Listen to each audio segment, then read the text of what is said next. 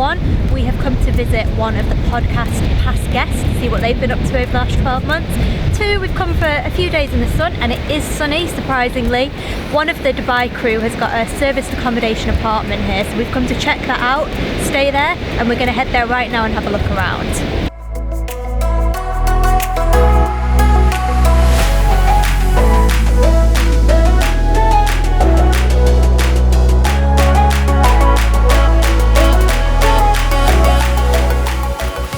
We've just arrived here at the apartment and it's absolutely fantastic. We will give you a quick tour, but whilst we are doing that, I wanted to run through some of the numbers with you as well. So this was bought for £156,000, and including your deposit, fees paid for sourcing and setup, and all the furnishing costs, the total cash investment by the investors were around £55,000. Now it's expected to generate about £1,000 per month net profit based on a 70% occupancy rate, and that's an average of I think £120 per night averaged out between low and high season.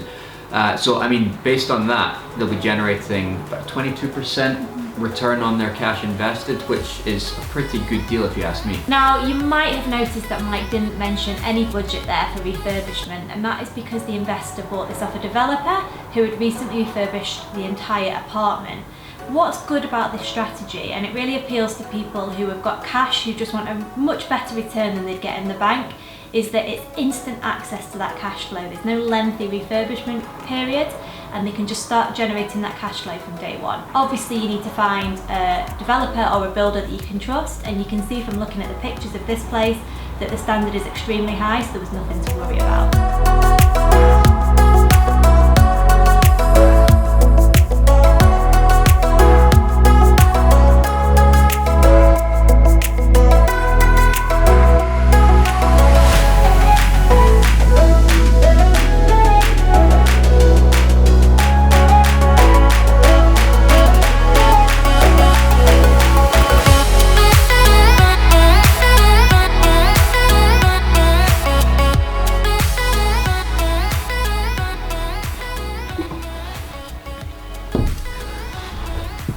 So we got here last night and headed into town.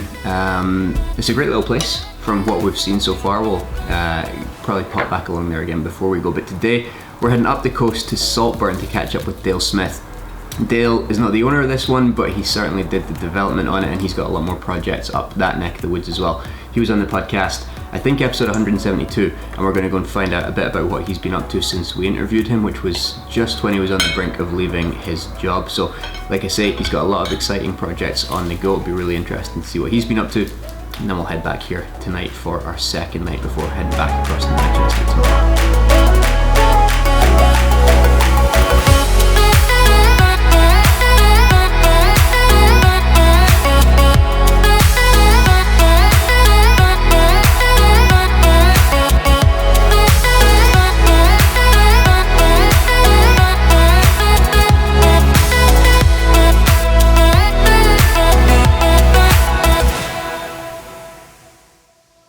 Previously solicitors, and we've converted into a retail unit on the ground floor.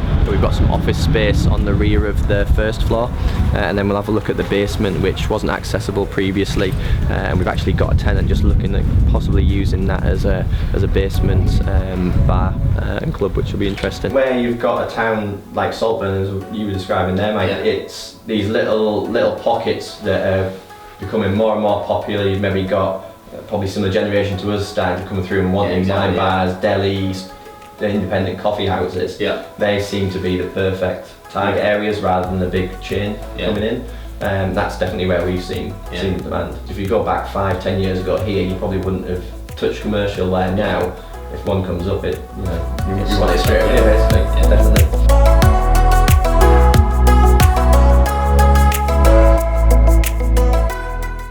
Purchased last year, and this was on the ground floor was an old gymnasium, so it'd been vacant for quite a while.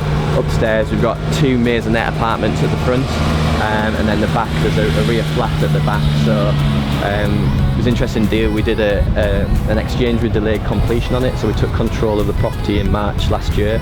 We completed on the property on the 1st of August. At that point we already had planning permission in place to convert the gymnasium into 2 retail shops, so we were able to get that started.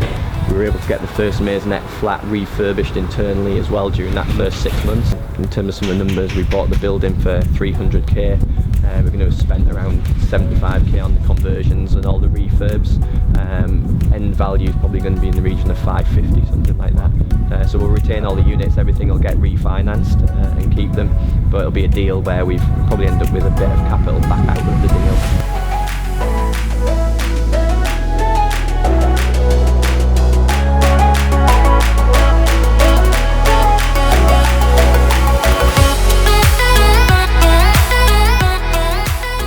Take Burnside here, we paid 180,000 for this property.